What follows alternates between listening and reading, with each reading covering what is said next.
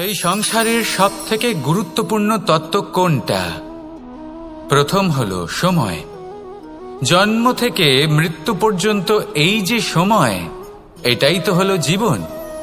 দ্বিতীয় হলো জীবন, যাতে আমরা সময়ের সদ্ব্যবহার করি, শ্রেষ্ঠ থেকে শ্রেষ্ঠতর কাজ করার চেষ্টা করি। বহু বছরের এই পরম্পরা, এই সংস্কৃতিকে এগিয়ে নিয়ে যাওয়ার চেষ্টা করি। এই সংসারে আমরা অংশগ্রহণ করতে চেষ্টা করি। তৃতীয় হলো ধন, সেই ধন যা প্রত্যেক ব্যক্তি অর্জন করতে চেষ্টা করেন।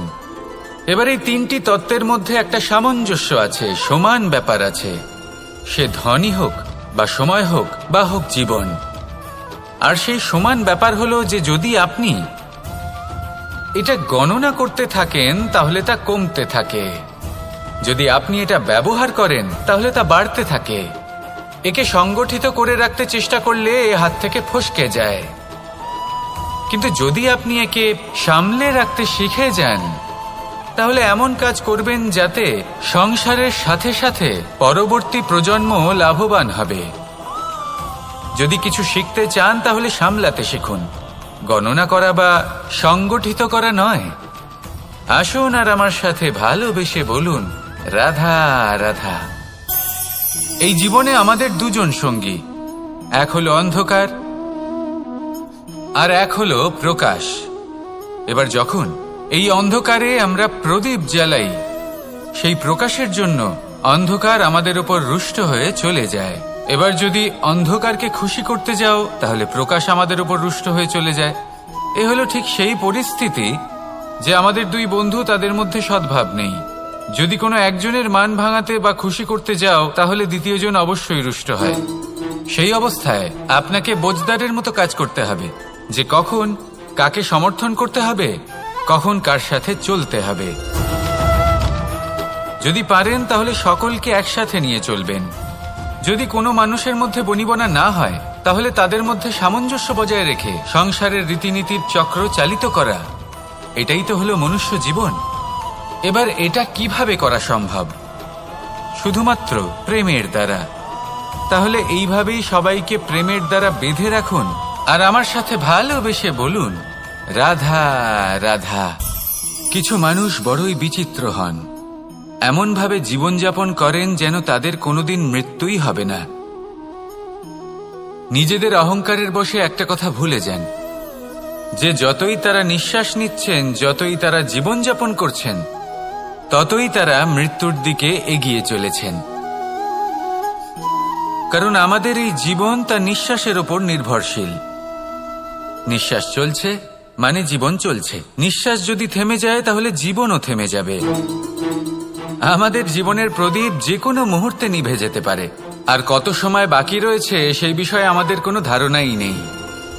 তাই যে মুহূর্ত আমরা এখন যাপন করছি সেটার সদ্ব্যবহার করে নেওয়া যাক, কোনো শুভ কর্ম করে নেওয়া যাক, এমন কোনো কর্ম যার দ্বারা আমাদের ব্যক্তিত্বতে এমন এক চমক আসে যে আমাদের মৃত্যুর পরেও এই সংসার আমাদের চিরস্মরণীয় করে।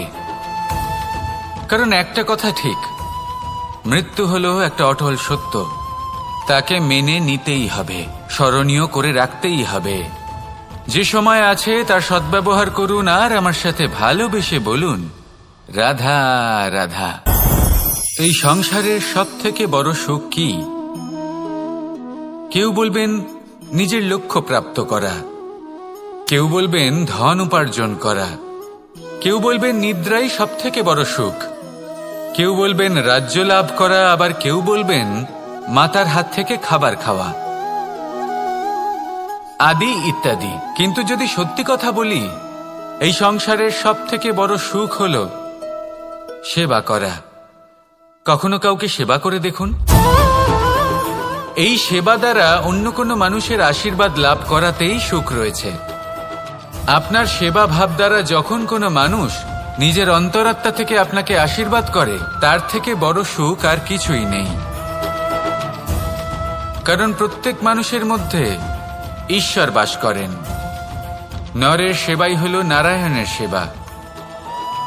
নিষ্কাম সেবা করাই হলো সব থেকে বড় সুখ। তাই নিজের অন্তরে সেবার এই ভাব জাগ্রত করুন। যে সুখের কথা আমি বলছি সেই সুখ অনুভব করেই দেখুন। এই মন সুপ্রসন্ন হয়ে বলবে, রাধা রাধা। মানুষের এই জীবন, মানুষ জন্ম নেয়, একটা নির্দিষ্ট সময়ের পরে এই সংসার ত্যাগ করে চলেও যায়। এবার শুধু এটাই আবশ্যক নয় যে এই জীবনকালকে আপনি যাপন করবেন, শুধু এটাই গুরুত্বপূর্ণ নয়। আবশ্যক এবং গুরুত্বপূর্ণ হলো এটা যে এই জীবনকালে আপনি এমন কিছু করেন যাতে এই সংসারের মঙ্গল হয়, যাতে এই সংসার আপনাকে মনে রাখে, আপনার থেকে প্রেরিত হয়, আপনার মতো হতে চায়, প্রত্যেক বছর আপনার জন্মতিথির অপেক্ষা করে, এমনভাবে আপনার জন্মদিন পালন করে যাতে সেটা মহোৎসবের আকার ধারণ করে। এবার এই জন্মদিন এমনি এমনি মহোৎসবে পরিণত হয় না। তখন হয় না যখন কোনো ব্যক্তি রাজার রূপে বা কোনো গোয়ালার রূপে জন্মগ্রহণ করে। তখন পরিণত হয় যখন একজন মানুষ জন্মগ্রহণের পরে এই সংসারকে কোনো শিক্ষা দিয়ে যান। কিভাবে একজন মানুষ গোয়ালা থেকে রাজা হতে পারে, কিভাবে একজন মানুষ অসত্য থেকে সত্যের পথে চলতে শুরু করেন, অধর্ম থেকে ধর্মের পথে চালিত হতে পারেন, কিভাবে অন্ধকার থেকে প্রকাশের দিকে যেতে পারেন, কিভাবে নিজের আত্মাকে পরমাত্মার সাথে মিলিত করতে পারেন। তা সে রামনবমী হোক বা জন্মাষ্টমী হোক, তাদের জীবনের সাথে জড়িত প্রত্যেক মুহূর্ত একটা পরবের আকার ধারণ করে। তাহলে আপনিও এইভাবে নিজের জীবন যাপন করতে থাকুন।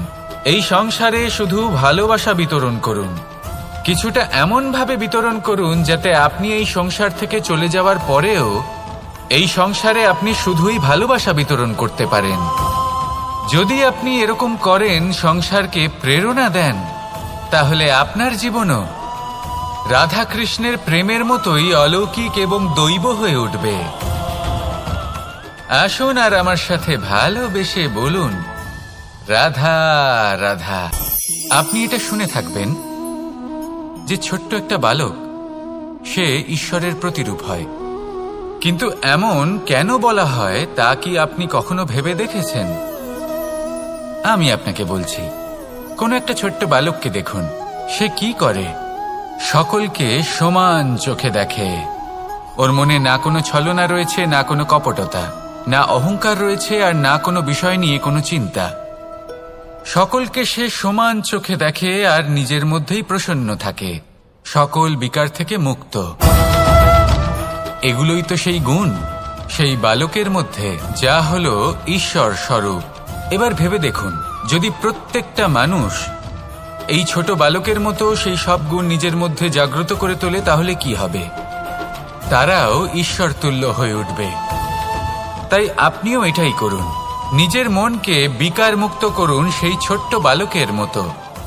মনের মধ্যে না কোনো চিন্তা রাখবেন, না মোহ, না ক্রোধ, না কোনো রকমের ছলনা বা কপটতা। সবাইকে সমান চোখে দেখুন আর নিজের মনেই প্রসন্ন থাকতে শিখুন। এই মন প্রেমময় হয়ে বলবে, রাধা রাধা। মানুষের জীবন বড়ই বিচিত্র হয়। যেই মুহূর্তে জন্ম নেয়, একটা প্রতিস্পর্ধায় প্রবেশ করতে থাকে। মানুষ জন্ম নেয় আর প্রতিস্পর্ধা শুরু হয়ে যায় ভাই এবং বোনের মধ্যে সর্বশ্রেষ্ঠ হবার, সবার থেকে এগিয়ে থাকার। তারপরে সে যায় গুরুকুলে, নিজের বন্ধুদের মধ্যে সর্বশ্রেষ্ঠ হওয়ার প্রতিস্পর্ধা শুরু হয়। এবার সেখান থেকে বাইরে বেরিয়ে সংসার জীবনে প্রবেশ করে ধন উপার্জনের প্রতিস্পর্ধা শুরু হয়। তা সে যুদ্ধই হোক বা কলা হোক, এই প্রতিস্পর্ধা কখনোই আমাদের পিছু ছাড়ে না। তাই যদি প্রতিস্পর্ধা করতেই হয়, তাহলে আমরা মানুষকে সাহায্য করার প্রতিস্পর্ধা কেন করব না? এমন এক প্রতিস্পর্ধা যাতে যে কেউ জিতুক বা যে কেউ হারুক না কেন, লাভ সকলের হবে। সকলের মধ্যে প্রেম বিতরণ করতে থাকুন, এইভাবেই আনন্দ বিতরণ করতে থাকুন। আর আমার সাথে ভালোবেসে বলুন, রাধা রাধা। দু রকমের প্রাকৃতিক বেগ থাকে। প্রথম হলো বর্ষা। যখন এর বর্ষণ হয় তখন মাটিকে শীতল করে নতুন ফসল ফলায়। আর দ্বিতীয় হয় পবন, যা আমাদের সর্বদা শ্বাসবায়ু প্রদান করে। অশান্ত এই মনকে শান্তি প্রদান করে, এই ক্লান্ত শরীরে স্ফূর্তি প্রদান করে। আমাদের জীবনে যত আবেগ আছে তা হয় বর্ষার মতো হওয়া উচিত, নয় হওয়া উচিত পবনের মতো। ক্রোধ, মতভেদ, বিবাদ এগুলো হওয়া উচিত বর্ষার মতো, অর্থাৎ কিছু সময় পরে যেন এরা নিজে থেকেই ছিন্ন ভিন্ন হয়ে চলে যায়। আর যদি পবনের মতো কোনো আবেগ থাকা উচিত তা হল প্রেম, যা সর্বদা শ্বাসবায়ু প্রদান করে, সবসময় সাথে থাকে। একে আমরা অনুভব করতে পারি না, কিন্তু এ আমাদের অনুভব করার জন্য প্রাণবায়ু প্রদান করে। আর যখন চক্রবাতের মতো সে ভয়ঙ্কর হয়ে ওঠে, তখন সমগ্র সংসার বদলে দেয়। এর সারমর্ম একটাই, শক্তি। মতভেদ, ক্রোধ, বিবাদের মধ্যে নেই। শক্তি যদি থাকে তা আছে প্রেমের মধ্যে। তাই এই প্রেমকে মনের মধ্যে রাখুন আর আমার সাথে বলুন, রাধা রাধা। প্রত্যেকটা মানুষ আলাদা হয় আর অত্যন্ত বিশেষও হয়। প্রত্যেক মানুষ ভিন্ন ভিন্ন পরিবেশে পালিত হয়, বড় হয়। প্রত্যেকের নিজস্ব চিন্তা ভাবনা থাকে, নিজস্ব বিচারধারা থাকে। যখন অনেক ভিন্ন বিচারধারা একত্রিত হয়ে যায়, তখন শুরু হয় বিবাদ। এবার এই বিবাদের সময় আপনি দেখবেন দুই ব্যক্তি যাদের মধ্যে এই বিবাদ হচ্ছে সবসময় এটা প্রমাণ করতে চান যে তার সামনের ব্যক্তি এবং তার ভাবনা, তার বিচারধারা বা তার বক্তব্য হলো অনুচিত। এবার এটাই যদি প্রেমপূর্বক রূপে আপনি ভেবে দেখতে চেষ্টা করেন যে সামনের ব্যক্তিটির বক্তব্য, তার মানসিকতা আসলে কি, তাতে উচিত ঠিক কি, সেটা আমরা বুঝতে পারি। একদিকে হলো এই বিবাদ, যা আপনাকে সামনের ব্যক্তিটিকে অনুচিত প্রমাণ করতে বাধ্য করে, আর অন্যদিকে হলো প্রেম, যা সামনের ব্যক্তিটির যুক্তি বুঝতে সাহায্য করে, তাতে উচিত কি রয়েছে সেটা বুঝতে বাধ্য করে, তাকে মহান হয়ে ওঠার পথে অগ্রসর হতে বাধ্য করে। তাই এই বিবাদকে ত্যাগ করুন আর প্রেমকে আপন করে নিন, আর এই প্রেম ভাব নিয়ে বলুন, রাধা রাধা। এই সংসারে বড়ই বিচিত্র এক শব্দ আছে, মূল্য। এর প্রয়োগ আমরা জীবনেও করে থাকি, আবার ব্যবসাতেও করে থাকি। একজন উদ্যোগপতি সবসময় বলেন, ব্যবসার মূল্য সবসময় উচ্চমান হওয়া উচিত, তাতে লাভ বেশি। অন্যদিকে আরেকজন ব্যক্তি যিনি পরোপকারী, যিনি ঈশ্বরের দর্শনের অভিলাষী, তিনি বলেন জীবনের মূল্য সবথেকে উচ্চমান হওয়া উচিত। অনেক সময় মানুষ কি করে থাকেন, ব্যবসার এই মূল্য তা উচ্চতার শিখরে পৌঁছানোর লোভে জীবনের মূল্য নামিয়ে ফেলেন, যেখানে এই সমগ্র সংসার প্রেমের দ্বারা চালিত হয়। প্রেমই হলো এই সংসারের আধার। এবার যদি আপনি প্রেম করতে শিখে যান, তাহলে ব্যবসাতে নিশ্চিত রূপে লাভের সাথে সাথে কীর্তি এবং যশ লাভও করতে পারবেন। তা আমি নিশ্চিত রূপে বলতে পারি, কারণ ব্যবসাতে ওঠা নামা এসব চলতেই থাকে। জীবনকে আপনি যদি একবার উচ্চতায় নিয়ে যেতে পারেন, তাহলে তা কখনোই নামবে না। আসুন আর আমার সাথে ভালোবেসে বলুন, রাধা রাধা। যা বাধা দেয় তা হলো অবরোধ, যা এগিয়ে নিয়ে যায় তা হলো বিকাশ, আর যা ভাগ করে দেয় তা হলো গুণ। আপনি সবাইকে আনন্দ দিন, তার বদলে আপনিও আনন্দ পাবেন। আপনি সবার মধ্যে প্রেম ছড়ান, আপনিও তার বদলে প্রেমই পাবেন। এই দেখুন না, মেঘেদের দেখুন। এই যে মেঘ, এই মেঘের গুণ এইটা নয় যে এরা জল সংগ্রহ করে রাখে। এদের গুণ হলো এটাই যে এই মেঘ সকলের মধ্যে জল ভাগ করে দেয়। ধরিত্রীর এবং জগতের তৃষ্ণা নিবারণ হয়। সূর্য, সূর্যের গুণ এইটা নয় যে সে সব থেকে বেশি তেজস্বী। তার গুণ হলো এটাই যে সে নিজের তেজ সবার মধ্যে ভাগ করে দিতে পারে। ঠিক সেইভাবেই জীবনে আনন্দ, উল্লাস, প্রেম এই সব কিছুই ভাগ করে নিতে শিখুন। এটাই হলো একটা গুণ, আর তার বদলে আপনি দ্বিগুণ আনন্দ, দ্বিগুণ উল্লাস, দ্বিগুণ প্রেম অবশ্যই পাবেন। যদি আপনি এই সবকিছু নিজের কাছেই জমিয়ে রাখেন, তাহলে আপনি নিজের বিকাশে নিজেই বাধা দেবেন। আসুন আর আমার সাথে ভালোবেসে বলুন, রাধা রাধা। আপনি কখনো মাখনের হাঁড়ি ভেঙেছেন? কত আনন্দ পাওয়া যায়। এই মাখনের হাঁড়ি ভাঙলে পুরো মাখন আমাদের গায়ে এসে পড়ে আর মন উচ্ছ্বসিত হয়ে ওঠে। কিন্তু তার জন্য বালগোপালদের কত চেষ্টা করতে হয় সেটা কখনো ভেবে দেখেছেন? প্রথমে বড়ই পরিশ্রম করে একের ওপর এক সাবধানে ওপরে চড়তে হয়, তারপরে ভারসাম্য বজায় রাখতে হয়, পড়ে গেলে হবে না। তারপর এই হাতের দ্বারা সেই মাখনের হাঁড়ি ভাঙতে হয়, তখন মাখন পড়ে। এবার এরকমই কিছু আমাদের জীবনে আমাদের সাথেও হয়। এবার আপনি বলবেন যে মাখনের হাঁড়ি ভাঙার এই প্রক্রিয়া, তার সাথে জীবনের কি সম্পর্ক থাকতে পারে? আসলে আমাদের মনের মাঝেও একটা হাঁড়ি রয়েছে, অহংকারের হাঁড়ি।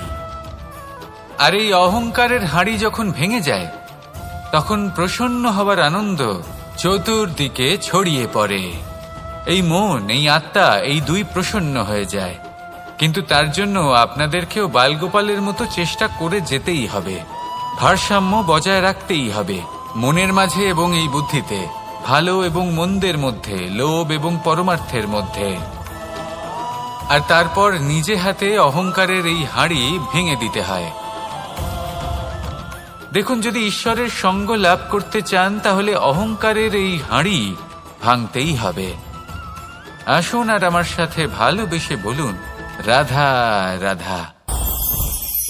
মুঠো হাতের শক্তি বেশি, মুঠো খুললেই তা দুর্বল। তা এমন কি থাকা উচিত এই বন্ধ মুঠোয় যা লাখের সমান? মানসিকতা এবং স্বপ্ন। মানুষ জন্মগ্রহণ করে, তার মানসিকতা সময়ের সাথে উন্নত হয়। মানসিকতা অনুযায়ী সে স্বপ্ন দেখে, আর সেই স্বপ্ন সার্থক করতে সে পরিশ্রম করতে থাকে। কিন্তু খুব গুরুত্বপূর্ণ একটা কথা আছে যা আপনার মনে রাখা উচিত। আপনার এই মানসিকতা, আপনার এই স্বপ্ন, তা যেন আপনার নিয়ন্ত্রণে থাকে। আপনার বন্ধ মুঠোয় যেন এর লাগাম থাকে, আপনি যেন এর প্রভু হন। যদি তা হয়, তবেই আপনি লাভবান হবেন। যদি এরা আপনাকে নিয়ন্ত্রণ করতে থাকে, যদি আপনার মুঠো খুলে যায়, না পথ আপনার নিয়ন্ত্রণে থাকবে, না মানসিকতা থাকবে, না স্বপ্ন নিয়ন্ত্রণে থাকবে। আর যদি তাই হয়, তাহলে আপনি আপনার ভবিষ্যৎ নষ্ট করে ফেলবেন। তাই নিয়ন্ত্রণ করতে শিখুন নিজের বিচার বুদ্ধি, নিজের মানসিকতা, নিজের স্বপ্নকে। নিজের এই স্বপ্ন পূরণ করুন আর আমার সাথে ভালোবেসে বলুন, রাধা রাধা। এই সংসারের সব থেকে কঠোর ধাতুর মধ্যে একটি হলো লোহা। লোহা দিয়ে আমরা অনেক অস্ত্র শস্ত্র লাভ করি, অনেক বস্তুও লাভ করি। এবার এই লোহাকে কাটার জন্য, একে কোনো আকার দেওয়ার জন্য কি প্রয়োগ করতে হয়? লোহা। এবার এই কথাটা আমরা সকলেই জানি যে লোহার দ্বারাই লোহাকে কাটতে হয়। এবার এই কথা আমি আপনাকে কেন বলছি? এরপরে খুব বড় একটা প্রশ্ন আসে, যা খুব বড় শিক্ষা দিয়ে যায়। এটা কেন হয় যে আমরা একটা লোহা দিয়ে একটা লোহাতে আঘাত করছি, কিন্তু যে লোহা দ্বারা আঘাত করছি তার আকার বদলাচ্ছে না, যার উপর প্রহার করছি তার আকার বদলাচ্ছে? এতে পার্থক্যটা কোথায়? পার্থক্য হলো তাপমাত্রার। দেখুন, যে লোহাকে আমরা কাটতে চাই তার তাপমাত্রা বাড়াতে হয়, তাকে গরম করতে হয়। আর যে লোহা দ্বারা আমরা আঘাত করতে চলেছি, সেই লোহা আমাদের ঠান্ডা রাখতে হয়। অর্থাৎ ঠান্ডা লোহা গরম লোহাকে কেটে দেয়। এবার এই শিক্ষা কি আমাদের জীবনে যথেষ্ট নয়? আমাদের জীবনে অনেক সমস্যা আসতে পারে, কিন্তু আমাদের এই বিষয়ে বিশেষ খেয়াল রাখতে হবে যে আমাদের মনকে আমরা যেন ঠান্ডা রাখি, এই মস্তিষ্ককে শান্ত রাখতে হবে। যদি আমরা ক্রোধ বা ঈর্ষার আগুনে জ্বলতে থাকি, বিদ্বেষের আগুনে জ্বলতে থাকি, তাহলে আমরাও সেই লোহার মতোই হয়ে যাব যার তাপমাত্রা অত্যন্ত বেশি। তখন যে কেউ এসে আমাদের বিচ্ছিন্ন করে চলে যাবে। মনে রাখবেন, যিনি যত বেশি স্থির বুদ্ধির অধিকারী, যিনি হলেন সব থেকে বেশি শান্ত, তিনি হলেন সব থেকে বেশি বলশালী। তাহলে শান্ত থাকুন আর আমার সাথে ভালোবেসে বলুন, রাধা রাধা।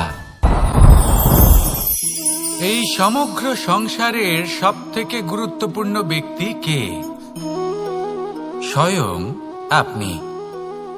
নিজের জন্য তো বটেই, তাই না? কারণ যখন আপনি জন্মগ্রহণ করেন, নিজের চোখ খোলেন, এই সংসারে আসেন, তখনই তো এই সংসারকে আপনি দেখতে পান, অনুভব করতে পারেন। এখানকার আবেগ, এখানকার মানুষজন তখন থেকেই অনুভব করেন। যদি আপনি না থাকেন তাহলে এই সংসারের অস্তিত্ব আপনার কাছে শূন্যের সমান, তাই না? আপনি না থাকলে এই সংসারও আপনার কাছে নেই। এবার সবাই বলবেন যে এ তো সত্যি কথা, সেই অনুযায়ী তো আমার স্বার্থপর হওয়া উচিত, অহংকারী হওয়া উচিত, কারণ আমার কাছে আমিই তো সবকিছু। দৃষ্টিভঙ্গি পাল্টে দেখুন। আপনার কাছে সবথেকে বেশি গুরুত্বপূর্ণ ব্যক্তি কে? আপনি নিজেই। সেই মানুষটি কেমন হওয়া উচিত একটু ভেবে দেখুন। সবসময় সকলকে সাহায্য করুন, একসাথে মিলে পরিশ্রম করুন, সাহায্য করুন অন্যদেরকে। এটা অতি আবশ্যক। এবং তার থেকেও বেশি গুরুত্বপূর্ণ হলো এটাই যে আপনার মনে যেন কখনো এই বিষয়ে ভয় না থাকে যে আমি আমার প্রিয়জনদের, আমার কাছের মানুষগুলিকে হারিয়ে ফেলব। এই ভয় কখনোই মনের মধ্যে থাকা উচিত নয়। যদি ভয় থাকে তাহলে থাকুক এই বিষয়ে যে সকল মানুষ আমার জীবন থেকে, আমার থেকে দূরে চলে যাচ্ছেন, তাদের বাধা দিতে দিতে আমি যেন নিজেকেই না হারিয়ে ফেলি, নিজের অস্তিত্বকেই না হারিয়ে ফেলি, নিজের ব্যক্তিত্বকে, নিজের বিচারধারাকে, নিজের করুণার শক্তি না হারাই। তাহলে এই ভয় ত্যাগ করুন আর আমার সাথে ভালোবেসে বলুন রাধা রাধা। মানুষের দুটো রূপ রয়েছে। এক, আমাদের এই মুখ যা শুধুই চোখে দেখা যায়, আর দ্বিতীয় আমাদের এই মন যা শুধুমাত্র অন্তরাত্মা দ্বারা দেখা যায়। এবার আমাদের এই মুখ তা ঈশ্বর সকলকেই আগে থেকেই প্রদান করেছেন, কিন্তু এই মন কেমন হবে তা আমাদের জীবনের অনুভূতি এবং আমাদের জীবনের লক্ষ্য এগুলি সুনিশ্চিত করে। অর্থাৎ নেত্র দিয়ে দেখা যায় আমাদের এই মুখ, তা শুধুই এই কারণে প্রয়োজন যাতে সংসার আমাদের দেখতে পায়, আমাদের চিনতে পারে। কিন্তু যদি এই সংসারে আপনি প্রকৃত অর্থে মান সম্মান লাভ করতে চান, তাহলে নিজের অন্তরাত্মাকে আপনাকে বিকশিত করতেই হবে। দেখুন, কথায় আছে এই যে অসুর, তা শারীরিকভাবে উপস্থিত নয়, তা মনের মধ্যে থাকে।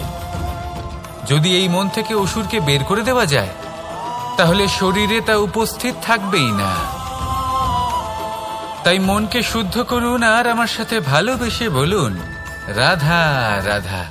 প্রয়াস, পরিশ্রম, এই শব্দগুলি শুনতে হয়তো ছোট মনে হয়, কিন্তু এর মূল্য অনেকটাই অধিক। এবার প্রয়াসও কিন্তু দুই ধরনের হয়। একটা প্রয়াস তাই যা আমরা নিজের মন থেকে, অন্তর থেকে সমগ্র শক্তি দিয়ে করার চেষ্টা করি। এবারে এই প্রয়াস প্রচেষ্টার নামান্তর। কিছু প্রয়াস এমনও হয় যেমন দ্যুতক্রীড়া খেলা। মানুষ বলেন আজ একটু প্রয়াস করি, একটু দ্যুতক্রীড়া খেলেই দেখি, যদি বিজয়ী হই তবে ভালো ব্যাপার, যদি না হই তবে আর কখনো খেলবো না। এটাও কিন্তু প্রয়াস, কিন্তু এই প্রয়াস পরিশ্রম নয়। পাণ্ডবদের দেখুন, ওনারা যখন পরিশ্রম করেছিলেন তখন খাণ্ডবপ্রস্থকেও ইন্দ্রপ্রস্থ বানিয়েছিলেন। দ্যুতক্রীড়া খেললেন, সেই মুহূর্তেই ইন্দ্রপ্রস্থ হারিয়ে ফেললেন। পরিশ্রম করলেন, সগৌরবের রাজা হলেন। দ্যুতক্রীড়া খেললেন, তখন এক মুহূর্তে রাজা থেকে নিঃস্ব হয়ে গেলেন। সারমর্ম এটাই যে দ্যুতক্রীড়া কখনো কখনো আপনার মিত্র হতে পারে, কখনো সে আপনাকে বিজয়ী করতে পারে, কিন্তু প্রয়াস এবং পরিশ্রম যখন একসাথে মিলিত হয় তখন তা সর্বদাই আপনার সাথে থাকে। প্রয়াস করতে থাকুন, পরিশ্রম করতে থাকুন, আর আমার সাথে ভালোবেসে বলুন রাধা রাধা। মানুষ কখনো কখনো সময়কে নিয়ন্ত্রণ করতে চেষ্টা করে, কখনো কখনো সময়ের গুরুত্ব বুঝতে পারে না। এটা ভাবে যে এই কিছু মুহূর্ত কেটে যাক, একে অতিবাহিত করি, তাহলে কি বা হবে, কয়েকটা মুহূর্ত মাত্র। কিন্তু তা নয়। আজকের একটা মুহূর্ত ভবিষ্যতের অনেক বড় পরিবর্তনের ভিত হতে পারে। আজকের একটা মুহূর্ত আপনার ভবিষ্যৎকে উজ্জ্বল করে তুলতে পারে। সেই জন্য ছোট ছোট মুহূর্তগুলিকে অদেখা করবেন না। সময়কে কাজে লাগান, পূর্ণরূপে কাজে লাগান। এবার যদি আপনি কাউকে সাহায্য করতে চান আর সেই কারণেই যদি থেমে থাকেন, তাহলে ঠিক আছে, কারণ আপনি কাউকে সাহায্য করে তার জীবনকে আরো ভালো করে তুলতে চাইছেন, আরো শ্রেষ্ঠ করতে চাইছেন। এই পুণ্য, এই কর্ম ফিরে আপনার কাছেই আসবে আর আপনার জীবনকে শুভ করে তুলবে। কিন্তু যদি আপনি আলস্যের কারণে থেমে থাকেন এবং কিছুই না করেন, সময় নষ্ট করেন, তাহলে কিন্তু একটাই ঘটনা ঘটবে, আপনার ভবিষ্যৎ বিপদগ্রস্ত হয়ে পড়বে, আর কিছুই নয়। সেই জন্য এটা বোঝা প্রয়োজন যে কখন থামতে হবে এবং কেন থামতে হবে। যদি আপনার থামার কারণ এবং সময় অনুচিত হয়ে থাকে, তাহলে আপনার ভবিষ্যৎ কখনোই উচিত হতে পারে না। সেই জন্য সময়কে সম্মান করুন আর পূর্ণ ব্যবহার করতে শিখুন। আর আমার সাথে ভালোবেসে বলুন, রাধা রাধা। জীবনে সবসময় সেটা হয় না যা আমরা চাই, তেমন ভাবে হয় না যেমন ভাবে আমরা চাই। এবার তাতে আমরা দুঃখ পাই, নিরাশ হয়ে পড়ি, ভাগ্যকে দোষ দিই অথবা অন্য কাউকে বা নিজেকে। কিন্তু সত্যটা কি সেটা আমাদের জানতে হবে। এই সংসার নির্মিত হয়েছে পাহাড় দ্বারা এবং পাথর দ্বারা, তাই প্রত্যেক স্থানে ছোট ছোট ছোট ছোট নুড়ি পাথর তো অবশ্যই থাকবে। এগুলো এড়িয়ে যাওয়া সম্ভব নয়, আর এই কথাটা আমরা সকলে জানি। এবার এইভাবেই আমাদের জীবনে নানান রকমের সমস্যা লেগেই থাকে। এর হাত থেকে কোনোভাবেই নিস্তার পাওয়া সম্ভব নয়। একটা সমস্যা এড়াতে যান, দ্বিতীয় চলে আসবে, দ্বিতীয় সমস্যা এড়াতে যান, তৃতীয় চলে আসবে। কিন্তু সমস্যা জীবনে থাকবেই, আর আপনাকে সাহায্য করার জন্যই থাকবে কোনো না কোনো রূপে। আপনার চারপাশে পাথর আছে, এটা আপনার উপর নির্ভরশীল আপনি কি করবেন, কোন পথে অগ্রসর হবেন এবং কিভাবে অগ্রসর হবেন। এবার দেখুন, এটা তো সবসময় সম্ভব নয় যে আপনার পদতলে ফুলের চাদর থাকবে, এটা তো অসম্ভব। সেই জন্য উচিত এটাই হবে যে আপনি পাদুকা পরিধান করে জীবনে অগ্রসর হন। এর সারমর্ম এটাই, যখনই জীবনে সমস্যা আসবে দৃঢ় হয়ে সম্মুখীন হন এবং এটা বোঝার চেষ্টা করুন যে এই সমস্যা জীবনে কেন এলো, কি শিক্ষা দিয়ে গেল। আপনার মধ্যে দোষ অবশ্যই থাকবে, তাকে গুণে পরিবর্তিত করুন।